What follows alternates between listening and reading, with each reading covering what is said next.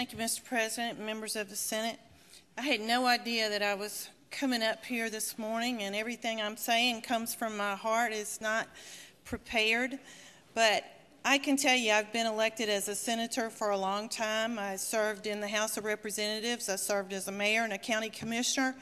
And the number one issue and the number one complaint over the years that I have gotten from my constituents has been about illegal immigrants. So I had to take this opportunity to come up here and talk just a little bit, and I want to be brief. But let me just give you a background. I come from a county that when I grew up had 40,000 people in the county. It's 25 miles northeast of Atlanta, Gwinnett County. Now that county has almost 1 million people. And I have watched as I grew up and then as an elected official, this county changed dramatically. When I grew up and graduated from Burtmore High School in 1972, there was one African-American person in my school, one. And when I became a mayor, Gwinnett County started to change. It changed dramatically. And now our county is the most diverse county in the state of Georgia, Gwinnett County. And now I can go into districts, Senate District like Senate District 9, in the bottom, the southern end of my county, and in one school, 100 different languages are spoken in that one school. Now you may say that that's a good thing, and we have enveloped these people that come legally. We welcome them with open arms. But unfortunately, all the people that have come have not been legal. And as a matter of fact, the majority of the people have been illegal.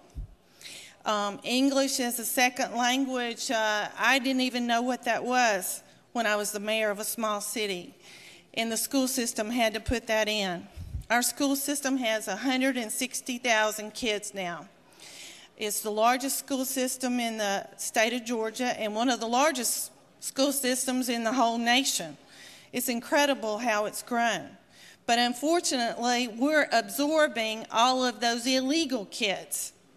And it's us, the taxpayer. And when I say that my constituents call me, it's just incredible how they call me. One of the main things they call me about is the hospital emergency room. They cannot get into the emergency room, and the reason they tell me they cannot get into the emergency room is because of illegal immigrants. And they're very, very, very angry because they have supported that hospital. They have helped that hospital to grow. And then when it's their time to have their heart attack, that they need that stent or their child needs emergency treatment in the middle of the night, they can't get into that hospital emergency room. Now, the hospital has grown exponentially. It's a beautiful hospital. But let me tell you about that hospital. That hospital, for as long as I've been around, has been in the black. They've operated with a positive profit. For the first time ever, one of the most prosperous counties in the nation, Gwinnett County, the Gwinnett Medical Center is operating in the negative. And one of the reasons they are is because people are not paying their bills. And that includes the illegal immigrants. When they show up at the door, because they have to adhere to the Hill-Burton Act, they have to take care of those people. And they're going to take care of those people. But it's me and my taxpayers and my constituents, they're having to foot the bill. And they're very, very angry. And the senator from the 36th, she can throw out all these inflammatory words like the Aryan Nation or all of these hate groups and people spewing hate. I can ask you, of all the senators in this room, there is probably no one in here that is more compassionate than I am. I am a former registered nurse. I spent most of my nursing career right down the street at Grady Hospital, taking care of the poor, taking care of the homeless. I know what disparity is. I know what life and death is. There is no person that could be more compassionate that could spend the years that I've spent at Grady Hospital, working in the emergency room too. So I can tell you that it's easy to talk about these immigrants that are doing all this free labor or low-cost labor up in Gainesville. That's right up above my district, the chicken, splitting the gut side of the chicken. But let me tell you, they're illegal. They're going to use our services. It cost us to use those services. We are footing the bill. My constituents have a right to complain about that. We don't mind taking care of people. Let's just take care of our own people that are here legally. So you can throw out those words, the inflammatory words about spewing hate and not caring about people. I truly care about people, but I want to take care of our people. I don't want to take care of Mexico's people that are here illegally.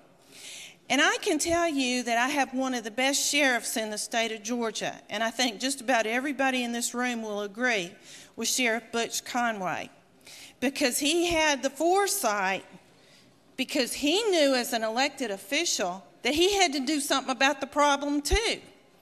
And he enacted the federal program. I think it's called 287G. He went in and he was the second county in the whole state of Georgia to enact this.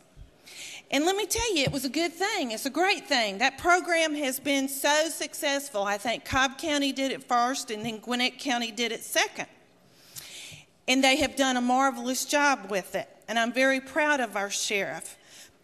And I can tell when I ride down the street, I don't see as many people that are foreign because they've scattered. They're scared to death to be there in Gwinnett County now because they got a sheriff that does his business.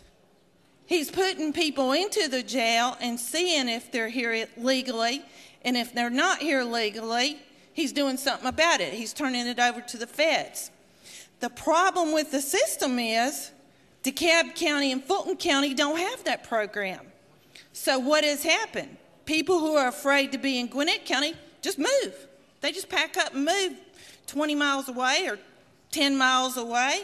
Or if they're down in Norcross, they just move over the county line. They don't go into Gwinnett County. I'm grateful they don't go into Gwinnett County. I can tell you when I grew up, the crime was very, very low. Now I have my constituents routinely calling me up. I am moving out of Gwinnett County. I am tired of taking care of people and supporting people that are here illegally. I don't blame them. I don't blame them at all. They pay a lot of money on those big houses. They pay a lot of money. And I don't blame them. So the senator that talked about spewing hate, that's wrong. I'm not spewing hate. I'm talking about reality. I don't think there's any person in here that would disagree with me. I know what it's like, hatred, because I'm Jewish. I was a Jewish mayor. I know what it's like. I had the KKK demonstrating in front of my house. I know all about hatred. I'm just talking about reality. I'm going to vote for this bill. It's not because I like the bill. I understand it's a compromise. I understand the senator that's in the suite that shares with me.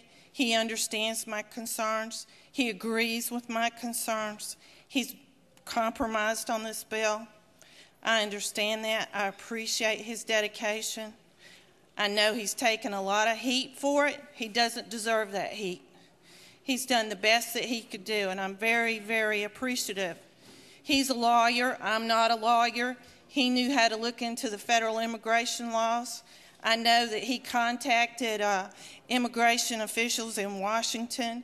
He's done his due diligence, and I'm very, very grateful for him. There's a lot of loopholes in this law.